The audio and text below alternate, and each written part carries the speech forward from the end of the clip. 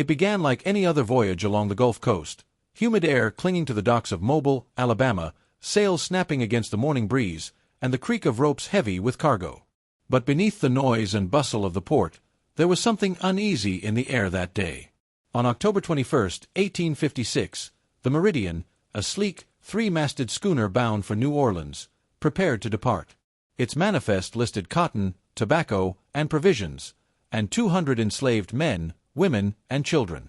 They were treated not as human lives, but as inventory, counted, priced, and chained in the ship's lower hold. To the merchants of the day, this was business as usual. To history, it would become one of its most haunting mysteries. Captain James Whitaker stood on deck that morning, a man described in records as both ambitious and unsettlingly detached. He came from money. The Whitaker family owned one of Alabama's largest trading firms. But that family was drowning in debt, and Whitaker's voyage, it was said, might restore their fortune. The Meridian set sail just after dawn, its white sails cutting against the horizon like blades of bone. For 3 days, it should have followed the coastline west, hugging familiar waters before turning toward the Mississippi Delta. Instead, somewhere along that shimmering blue expanse, it vanished. No distress call. No debris. No bodies. Just gone. At first, no one panicked. Ships were delayed all the time. Weather, currents, pirates, the Gulf was unpredictable. But when 2 weeks passed without a single sign of the Meridian, even the most skeptical traders began to whisper. A report was filed by the Whitaker Company, not about the missing people, but the cargo. Property of considerable value, the document read coldly. Nothing more. No mention of the 200 souls lost aboard. Then came rumors. Fishermen along the coast claimed to see a ship anchored near a secluded cove south of Mobile Bay. No lights, no flag, and a figure pacing the deck long after midnight. But when local patrols went to investigate, there was nothing. Only tied lines in the sand, and the faint smell of tar and smoke. Weeks turned into months. Families who'd sold to the Whitakers demanded answers. None came. Officially, the Meridian was declared lost to the sea, an unfortunate but unremarkable tragedy in an era built on human suffering. Yet even as records were closed and insurance claims quietly settled, whispers lingered in the taverns of Mobile. They said the captain had not drowned. They said he had a plan, something bold, something monstrous. And that he was still alive, somewhere along the coast, waiting for the world to forget. Because the Meridian didn't just vanish into the Gulf. It vanished into silence, a silence that would hold its secrets for more than a century.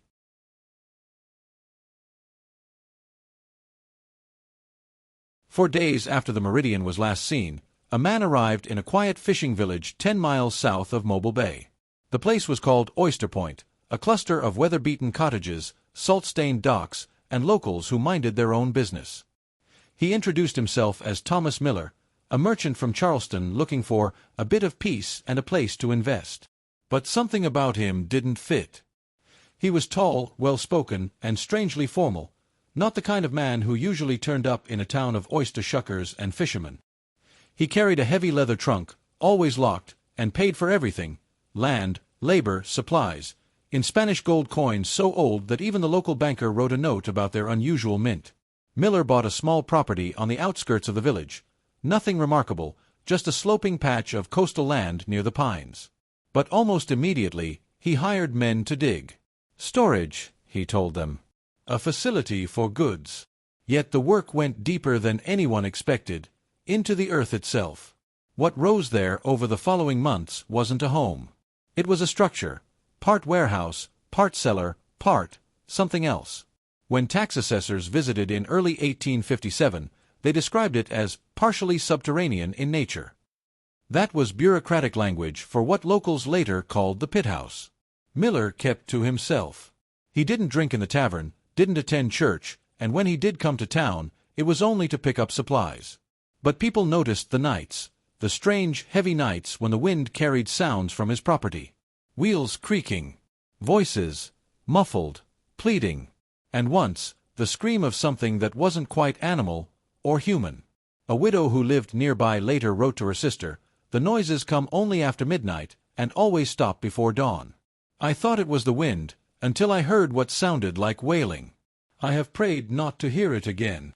Then, in December of 1857, a storm swept across the Gulf, fierce enough to flatten houses and scatter ships along the coast. When it passed, Miller's property was gone. The upper structure destroyed, the earth beneath torn open. And that's when the villagers saw what lay below.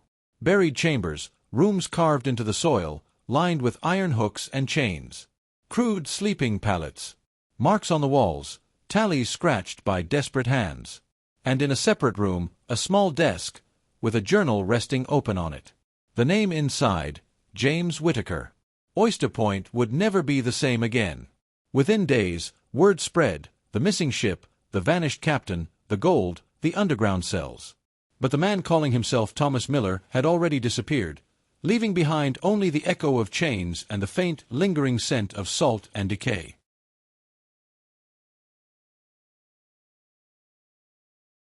When the storm finally broke, Oyster Point looked like the aftermath of a battlefield. Fishing boats were splintered along the shore, the church steeple snapped in half, and entire homes flattened into the mud.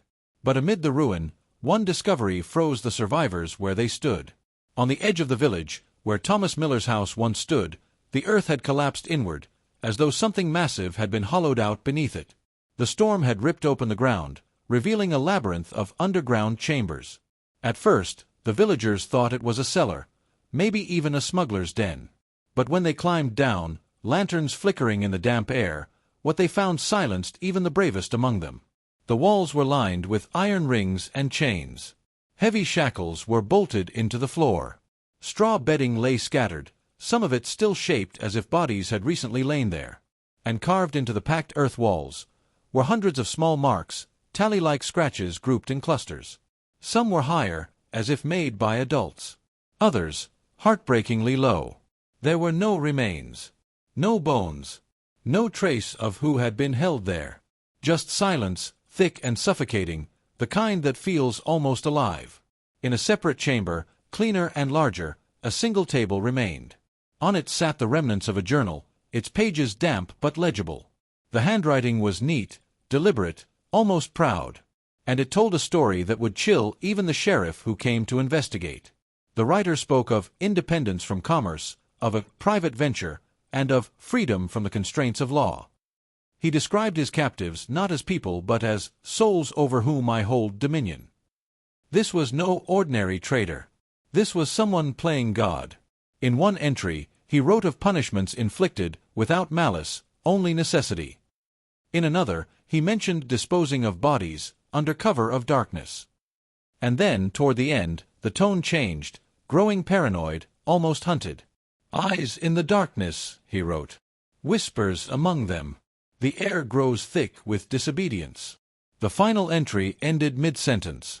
When county authorities arrived weeks later, they confirmed the unthinkable.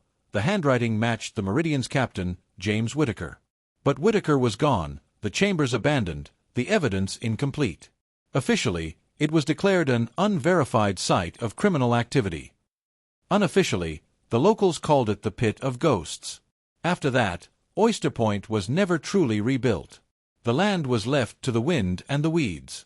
Fishermen avoided the shoreline, saying the tides there were strange, that even when the sea was calm, the water above the pit remained unnaturally still. And as the years passed, the story began to fade, until it became less a tragedy and more a whisper. A rumor that somewhere under the coastal pines of Alabama, the earth still breathes with the memory of 200 souls who vanished, and one man's monstrous secret buried with them. The journal found beneath the ruins of Oyster Point wasn't long, just a few dozen pages, some smudged with water, others perfectly preserved as if the ink refused to fade. But within those pages lived a mind so cold, so methodical, that it chilled even seasoned investigators. At first, it read like a captain's log, dates, weather notes, trade entries. Then, slowly, the tone shifted. It became something else entirely. Whitaker wrote about the Meridian's departure in calm, confident strokes, left mobile at dawn. Cargo secure. No complications. Yet just 2 pages later, his words began to unravel. He spoke of freedom, not for the enslaved souls aboard, but for himself. Freedom from debt, from oversight, from the very system he'd profited from. He described how he diverted the ship, steering it away from the usual route toward New Orleans and into the secluded inlets south of Mobile Bay. He boasted about his plan, how he'd reclaim what the world would waste. In Whitaker's mind, he wasn't committing a crime, he was proving control, absolute and divine. Then came the chilling line. They are mine now. Not property to be delivered, but souls over whom I hold dominion. It wasn't greed alone that drove him. It was obsession, a need to command, to possess not just bodies but wills. His words carried no emotion, no hatred, no remorse. They were the calculations of a man who'd stripped away humanity, from his captives and from himself. Later entries detailed punishments for defiance, described clinically, like experiments. He wrote of tests of endurance, of how long a person could survive in confinement with minimal food, minimal light. One passage recorded the deaths of 3 captives, 1 from illness, 2 from what he called necessary correction. Their bodies, he wrote, were committed to the water as offering. But the last pages told a different story, one of fear. Whitaker began hearing things. Whispers in the dark, footsteps outside his chambers, the sound of waves lapping where there should be none. He wrote of eyes shining from the corners, and of disobedience that grows like a sickness. He confessed that he could no longer sleep.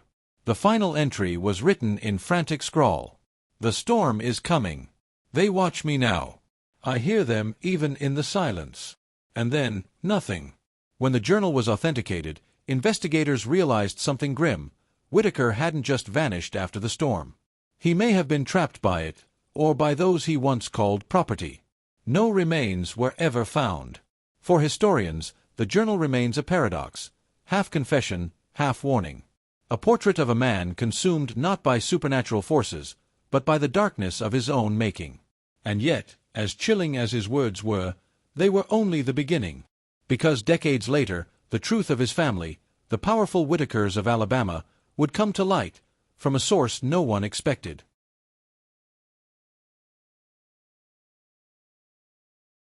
For more than 100 years, the story of Captain James Whitaker was little more than a maritime myth, a ghost story whispered by fishermen and dismissed by scholars. But history has a way of clawing its way back to the surface. In 1963, a researcher named Elizabeth Danfield, then a young academic studying maritime commerce in the antebellum South, stumbled upon a collection of forgotten county records. Among them, she found references to the lost ship Meridian, and a note that stopped her cold, claim filed by Whitaker and Sons Trading, 1856, property lost at sea. But what struck her wasn't what the document said. It was what it didn't. No mention of human lives. No acknowledgement of tragedy. Only property. Danfield's curiosity turned into obsession. She began tracing the Whitaker family line, and found one living descendant in Birmingham, a 94-year-old woman named Eleanor Whitaker, the last surviving grandchild of the company's founder, Charles Whitaker. When Danfield arrived at the nursing home, she expected polite deflection or vague family legend. Instead, she got a confession. Eleanor's voice trembled as she spoke, but her words were clear. Yes, it was true. My grandfather conspired with his son. The plan was theirs. According to her, the Whitakers were on the brink of financial ruin. The cotton markets were collapsing, creditors closing in. The Meridian was their last chance to recover, and James, the captain, had proposed a desperate scheme. They would fake the ship's disappearance, claim the insurance money, and secretly sell the enslaved people through private channels across Florida and Georgia. It was a monstrous plan, but one they believed could save the family business. Only, it didn't go as intended. James betrayed them. He took the ship, the cargo, and the gold, and vanished. Grandfather never forgave him, Eleanor whispered. He said James wasn't normal even as a boy. He'd collect dead birds, insects, things he could control. He liked to watch people suffer quietly. Then came the detail that haunted Danfield for the rest of her life. On Charles Whitaker's deathbed, he woke screaming that James was standing at the foot of his bed, dripping wet and smelling of the sea. For decades afterward, the Whitaker family name was carefully scrubbed from official accounts. Records were sealed, files misplaced, archives mysteriously lost. But through Eleanor's confession, a new truth began to form, that the Meridian wasn't a tragedy of chance, but a crime of greed and cruelty, born in the halls of Southern wealth and buried under generations of silence. Before leaving the nursing home, Danfield asked her one last question. "Do you believe he died at sea?" Eleanora smiled faintly and said, "Oh no, dear. Some men don't drown. They sink into the world instead."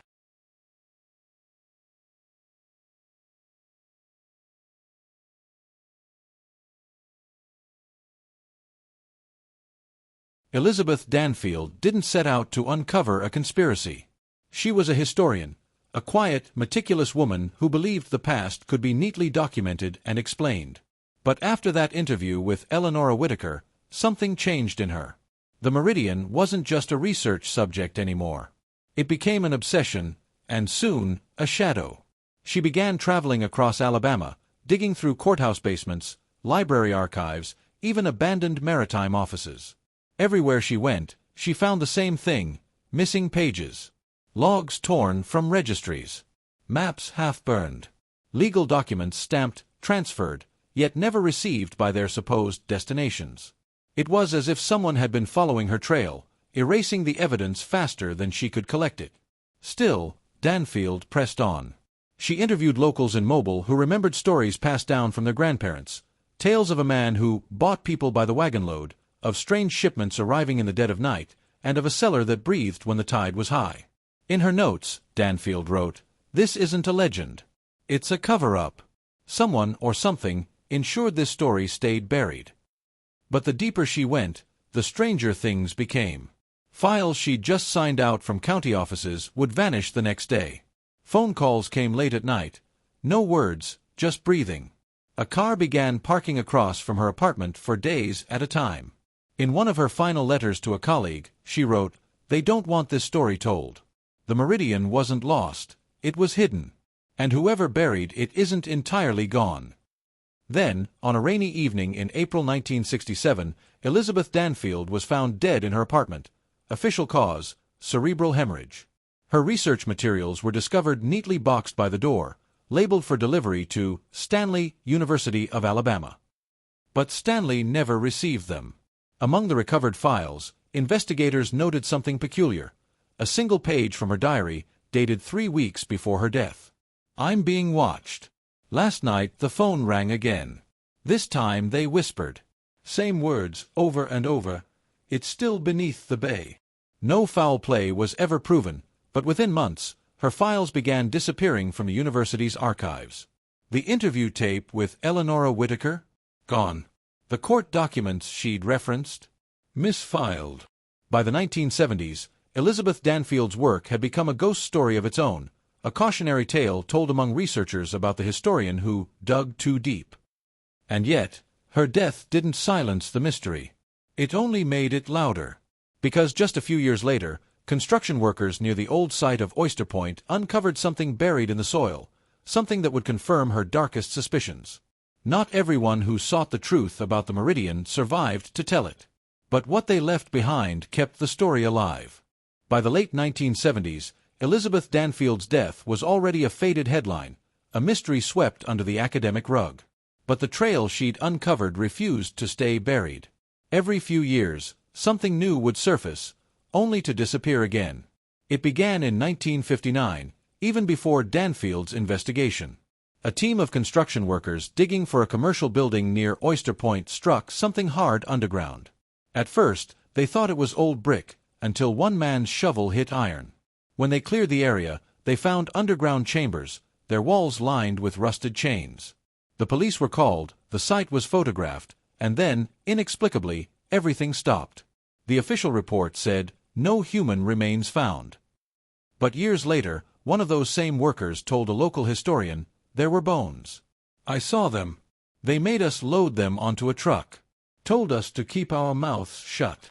The building went up anyway. Decades later, a hurricane tore it down. Then, in 1974, a graduate student researching maritime insurance stumbled upon a court file in New Orleans. It revealed that Whitaker and Sons had actually received partial payment for their Meridian claim, roughly 30% of its insured value. The reason? The insurers suspected fraud. Buried within those legal notes was a name that should have changed history: Samuel Thorne, a sailor who testified under oath that he'd seen the Meridian anchored in a hidden cove 3 days after its supposed disappearance. He said he'd watched men unloading people, not cargo. But the record of his testimony was later sealed, then lost. Years rolled on, and every rediscovery followed the same pattern: revelation, denial, disappearance. In the 1980s, a novelist researching maritime slavery uncovered private letters between Charles Whitaker and an associate in Florida. The letters spoke cryptically of specialized labor resources and my son's independent enterprise. The manuscript based on those letters was abruptly cancelled before publication. The official reason? Legal complications.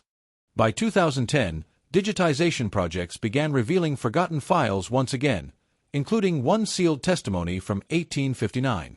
It described a witness who had visited the Whitaker property before the Meridian vanished. The witness claimed the captain had been conducting experiments in endurance on enslaved people in preparation for a bold act of liberation. Liberation, in Whitaker's twisted vocabulary, meant theft, captivity, and control. The file was sealed again. Weeks later, it vanished. And just when it seemed the case had exhausted its mysteries, something extraordinary emerged, not from paper, but from the ground itself. In 2013, a marine archaeologist surveying an isolated stretch of coast southeast of Mobile discovered wooden remnants of a dock, dated to the mid-1800s. The site matched Thorne's lost testimony exactly. But funding for excavation was denied. Every clue told the same story.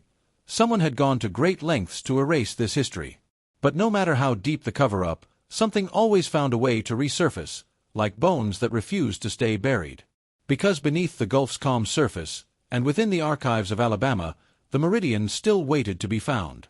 Time, they say, buries everything. But the earth along Alabama's coast seems to have a bad habit of giving things back. In 1995, a team of coastal geologists surveying the shoreline near what was once Oyster Point noticed something strange in their soil readings. Beneath the thick layer of pine roots and coastal sand were anomalies, voids in the ground, too symmetrical to be natural. When they compared maps from the 1800s, they realized the site aligned almost perfectly with the property once owned by Thomas Miller, the man we now know as Captain James Whitaker. At first, no one wanted to believe it. Local authorities said the data was inconclusive. Maybe old sinkholes, maybe collapsed wells. But one of the researchers, Dr. Martin Albrecht, wasn't convinced. Using early ground-penetrating radar, he found what looked like a network of rectangular structures, connected chambers, 15 feet below the surface. His report described subterranean architecture consistent with human construction. In plain terms, it was built. But the problem wasn't the finding. It was what came next. When Albrecht filed a request for further excavation, the county denied it, citing environmental protection. The land had recently been declared part of a coastal preservation zone. Convenient timing. Funding was withdrawn, permits revoked, and within months, Albrecht quietly left his post. He never published another paper on coastal geology again. For decades, the site was left untouched, swallowed again by sea oats and pine. Locals forgot, as they always do. Until 2016. A new survey team, unaware of the land's history, recorded identical readings, hollow spaces in the earth, perfectly rectangular, extending over 100 feet. They filed their report, calling it possible karst formations. But a local historian reviewing the data immediately recognized the layout. It matched the 19th century tax records of Miller's storage facility. When the historian petitioned for archaeological access, the request was once again denied. Official reason: insufficient historical justification. Unofficially, someone didn't want those chambers opened. Still, whispers began circulating among researchers about artifacts unearthed accidentally by storms, rusted shackles, broken chains, fragments of wood charred as if by fire. None of it officially recorded. All of it quietly removed. Fishermen in nearby waters began reporting something odd too. Certain stretches of the bay yielded no catch, as if the sea itself avoided that ground. They called it the still water, a patch where even on windy days, the surface barely rippled. One man swore he heard voices there one night, faint, rhythmic, like chanting carried through the fog. Science would call it coincidence, acoustics, echoes. But to those who know the story of the Meridian, Those voices sound a lot like history refusing to stay silent. Because whatever lies beneath Oyster Point isn't just buried, it's waiting. Waiting for someone brave enough, or foolish enough, to dig it up again. In 2005, a research team from the University of South Alabama launched a marine archaeology project aimed at mapping forgotten shipwrecks in the Gulf of Mexico. It was meant to be routine, a study of trade routes, storms, and the maritime economy of the 1800s. But on one hazy afternoon, as their sonar swept across the waters 30 miles south of Mobile Bay, the monitors lit up with something extraordinary. Beneath the sediment and coral lay the shadow of a three-masted schooner, the same dimensions, design, and time period as the Meridian. At first, the researchers didn't realize what they'd found. The wreck was badly decomposed, its ribs jutting up like the bones of a whale. But as the imaging sharpened, they noticed details: a collapsed hull with its lower deck sealed shut, not by time or decay, but intentionally. The ship hadn't been torn apart by a storm. It had been scuttled. Dr. Caroline Hayes, the project director, noted in her report, "The vessel shows signs of deliberate sinking. Hatchways reinforced from the outside. Cargo hold secured." In other words, someone wanted whatever was inside to stay there. Curiously, the ship's position didn't match any known route between Mobile and New Orleans. It was heading southeast, toward open water, and toward nothing. That detail sent a shiver through the team. Because according to the last pages of Whitaker's journal, that was the direction he claimed freedom awaited.